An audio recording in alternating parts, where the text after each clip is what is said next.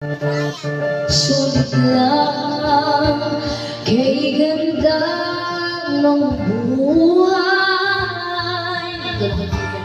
Bukas mo'y matibay dahil lang sa tigay.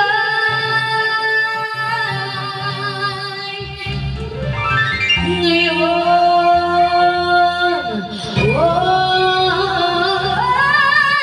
ituring mo kakapiwai pag naginip lang ang bukas. Pangitain iyong handay sa isip lang kung bawat ngayon mo sa'yo ay nagstulit lang kay ganda ng buhay.